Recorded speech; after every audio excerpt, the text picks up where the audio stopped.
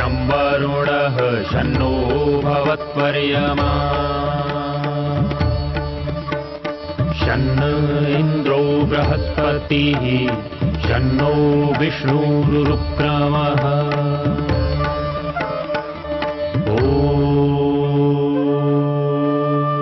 शान्ति शान्ति शान्तिः।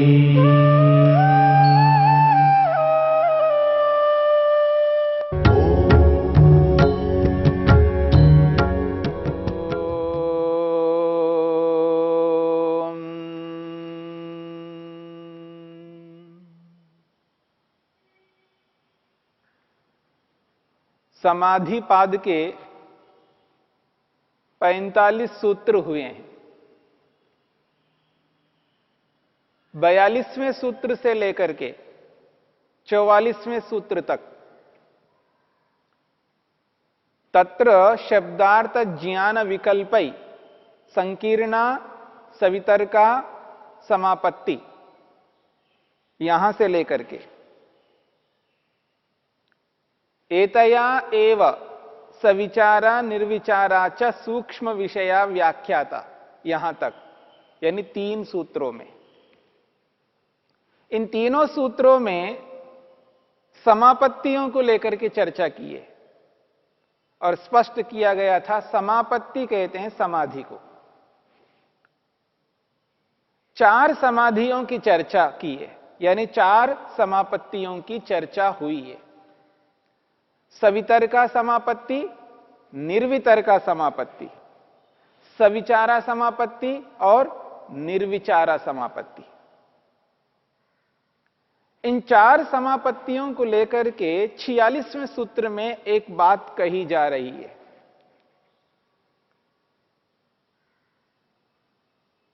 इन 4 समापत्तियों का एक सामूहिक समुदाय के रूप में एक नाम दिया जा रहा है, एक संज्ञा दी जा रही है। बार बार इन चारों समापत्तियों का नाम ना लेकर के एक शब्द से उसका कथन किया जाए, सामूहिक नाम रख दिया जाए। महर्षि पतंजलि स्पष्ट कर रहे हैं, वो कहते हैं ता एव सबीजः समाधि। सरल है सूत्र, ता एव सबीजः समाधि। सामान्य संस्कृत को जानने वाले इस बात को अच्छी तरह जानते हैं, ता शब्द सर्वनाम शब्द है और किस लिंग में है?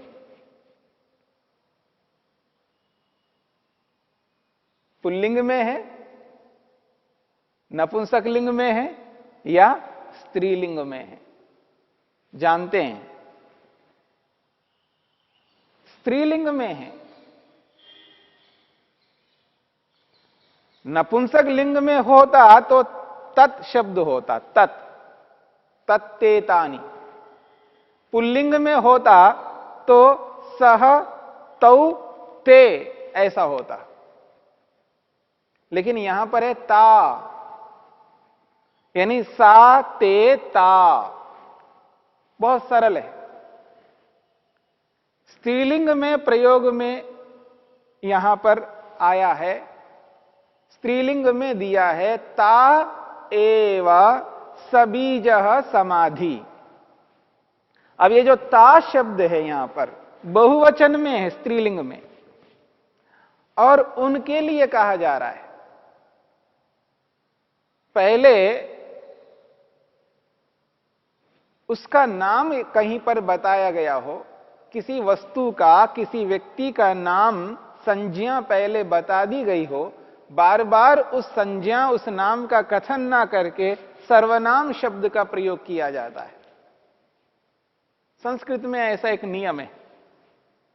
तो ता का मतलब वे कौन? समापत्तियां, जो 42वें सूत्र से लेकर के 44वें सूत्र तक स्पष्ट किया था।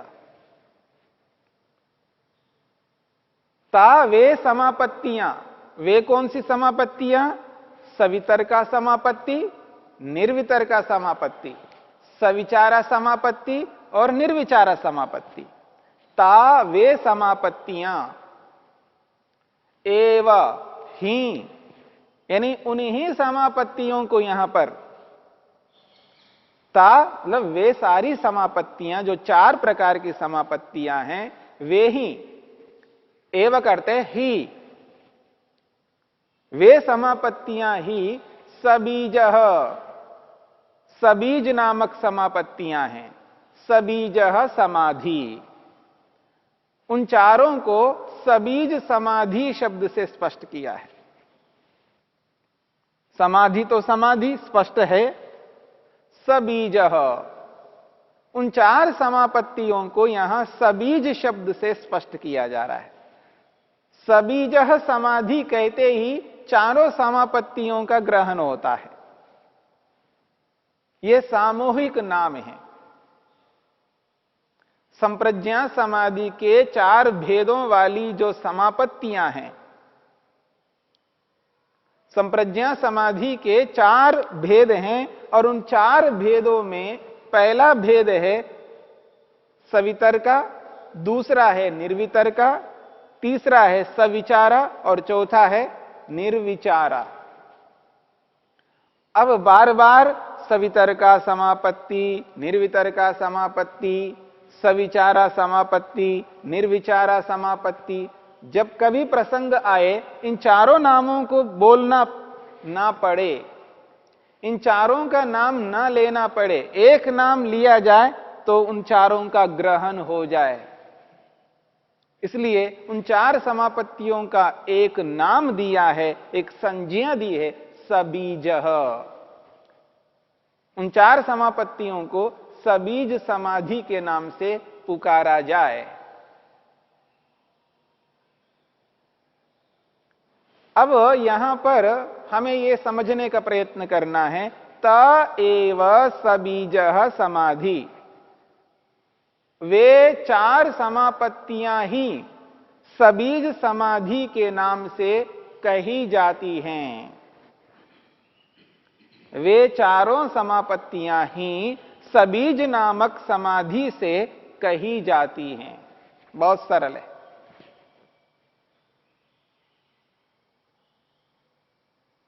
चार समापत्तियों को सबीज समाधि कहा है।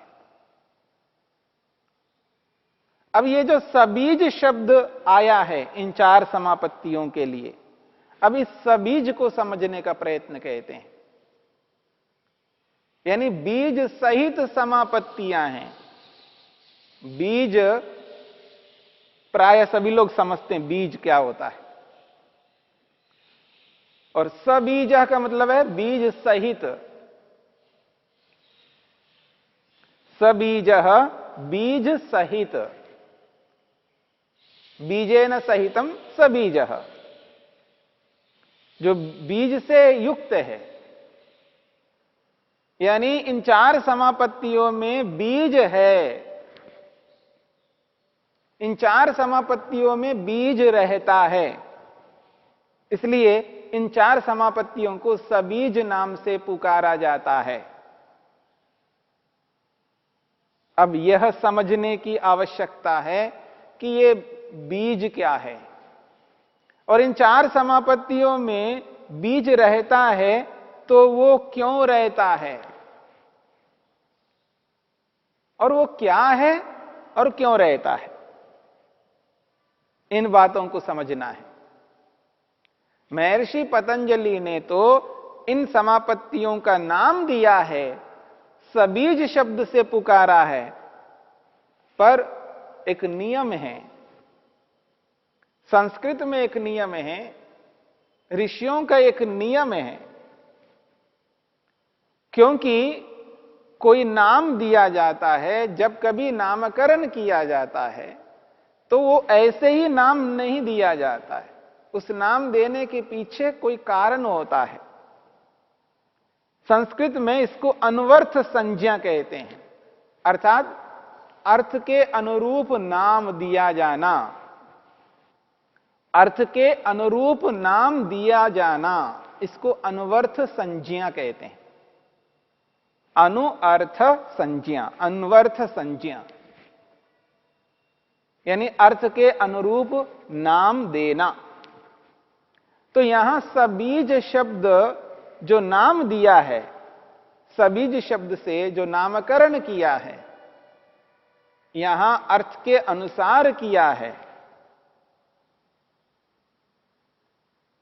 यानी जो नाम दिया है उस नाम का जो मीनिंग है, अर्थ है, वो उन समापत्तियों में, उन समाधियों में हैं। ऐसा नाम नहीं दिया जाना चाहिए वह अर्थ उसमें ना हो, अथवा नाम दिया है और वो अर्थ कभी ना कभी उसमें आना चाहिए। लोक में जब किसी का नाम दिया जाता है, ऋषियों की परंपरा में, वेद की परंपरा में, वैदिक परंपरा में जो भी नामकरण किया जाता है, जो भी नाम दिया जाता है, उसके पीछे विशिष्ट प्रयोजन रहता है। यदि किसी व्यक्ति का नाम दिया है देव, तो उसमें देवत्व होना चाहिए। अभी तो बच्चा है, उसका नाम देव रखा है, 2 अक्षरों का नाम है देव,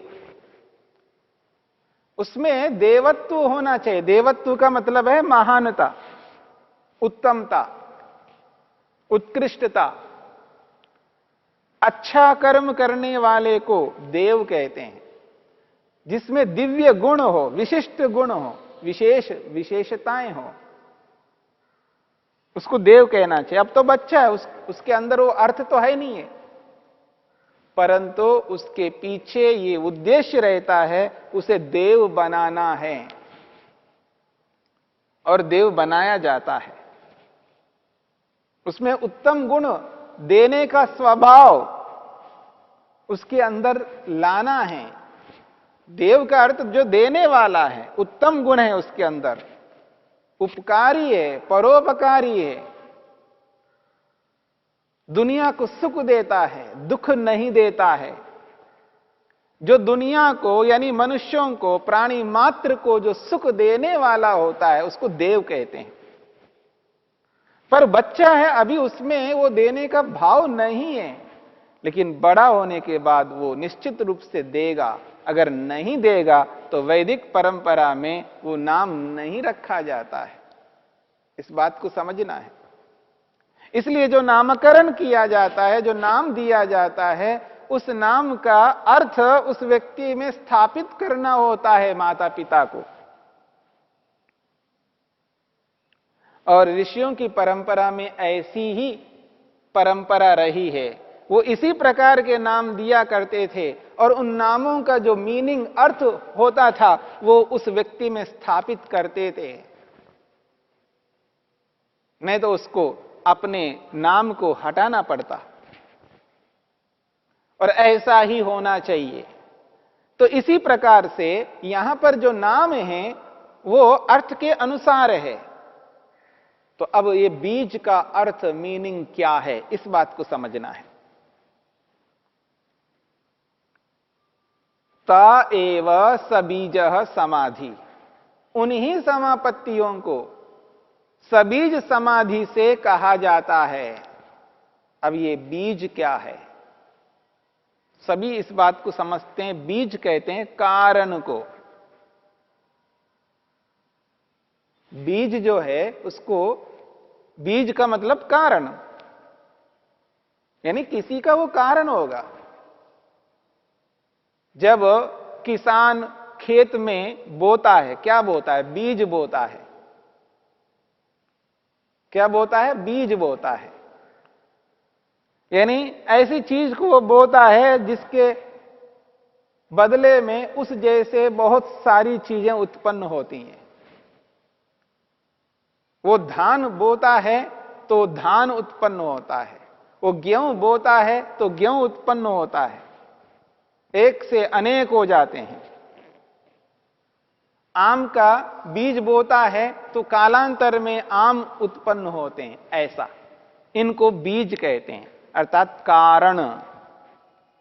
तो यहां बीज का अर्थ है कारण। अब ये जो कारण है, इस कारण के बहुत सारे अर्थ हो सकते हैं। कारण शब्द के बहुत सारे अर्थ हो सकते हैं। यहां पर कारण से दो अर्थ लिया जा रहा है। यहां कारण शब्द से दो अर्थ लिया जा रहा है। कारण का एक अर्थ है आश्रय। कारण का एक अर्थ है आश्रय, आधार।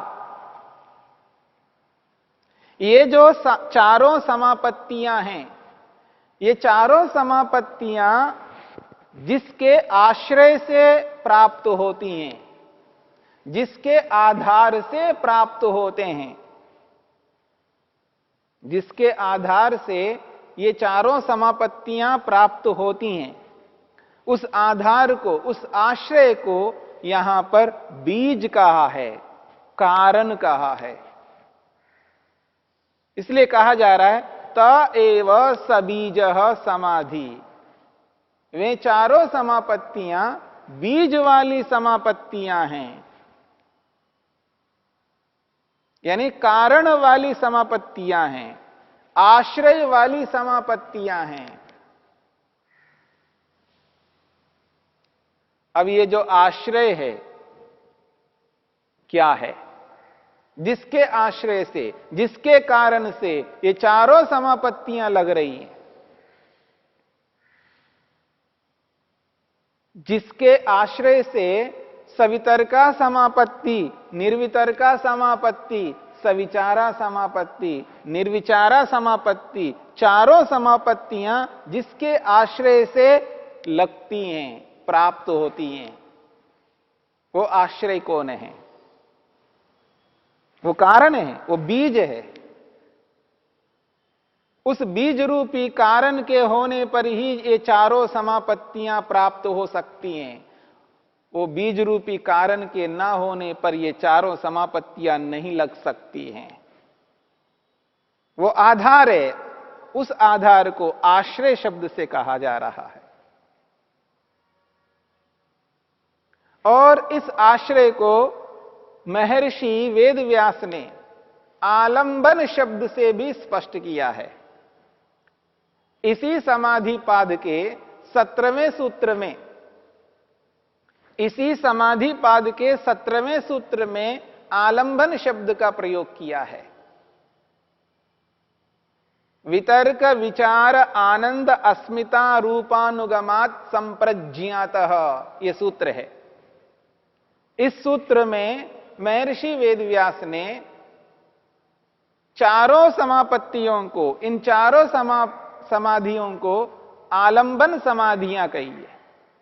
इसलिए उसको सालंबना समाधयः, सालंबनाः समाधयः, इनको आलंबन वाली समाधियां कही है।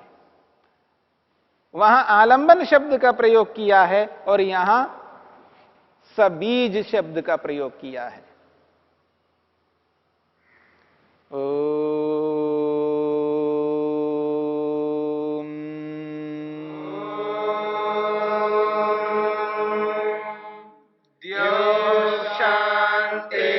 शांतिरंतरिक्षं शांतिर्पृथिवी शांतिरापः शांतिरोषधयः